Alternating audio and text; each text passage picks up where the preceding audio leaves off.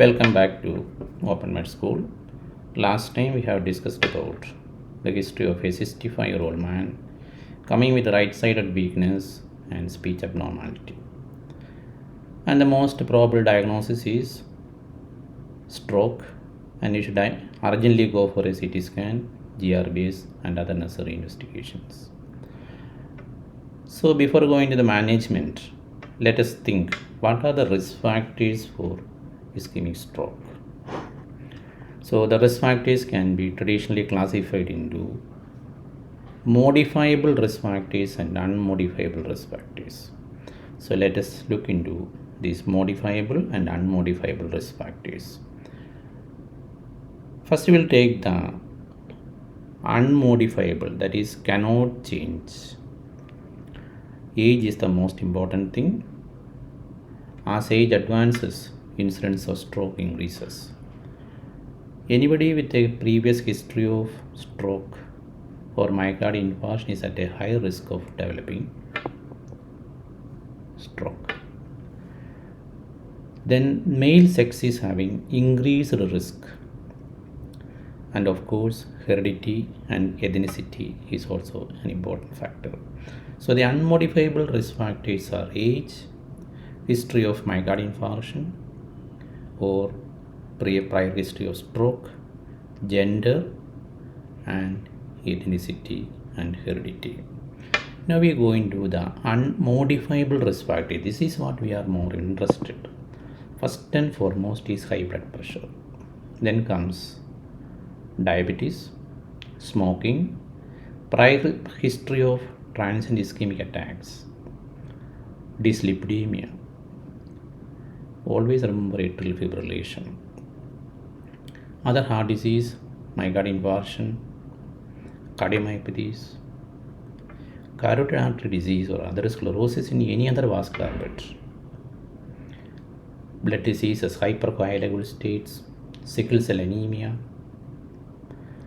physical inactivity and obesity, excessive use of alcohol, illicit drugs like cocaine, and hormone replacement therapy. All these are modifiable risk factors.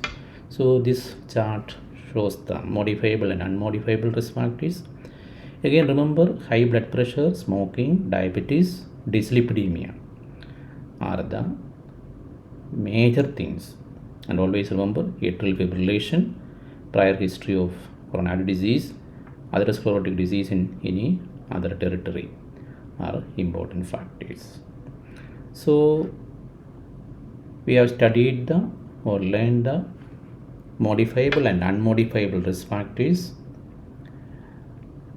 And for intracerebral hemorrhage, again most of the risk factors are same. So let us look into in various studies the risk factors for intracerebral hemorrhage and subarachnoid hemorrhage.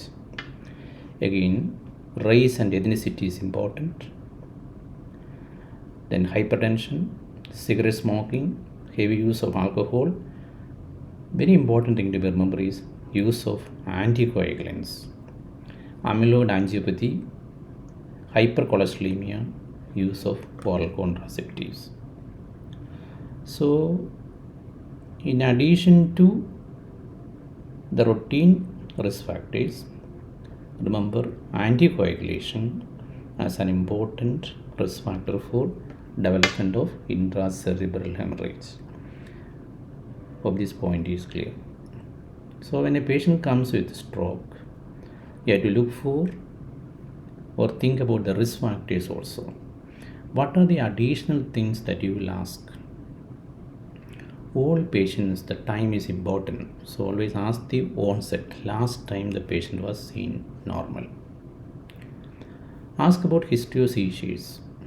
Any activity, seizure activity prior to onset of symptoms is important because seizures are not common in stroke at the onset. If seizures are present, it indicates likely that it is either a hemorrhagic stroke or an embolic stroke. Ischemic stroke, it is very uncommon. History of migraine episode should be asked for, and ask about history of trauma to neck or neck injury because dissection of vessel or abnormalities in the vessel can occur following trauma. Ask about history of vomiting and altered sensorium. This will suggest an intracerebral bleeding. Something has produced an increase in the intracranial pressure. History of medications associated chest pain because it indicates coronary disease. So these are the routine things that you will ask in a patient when you come with a history suggestive of ischemic stroke. Detail will be evaluated after stabilization and management, but keep in mind the risk factors for stroke. And in the next session, we'll be discussing how will you evaluate and manage the patient. Hope it was useful to you. Thank you.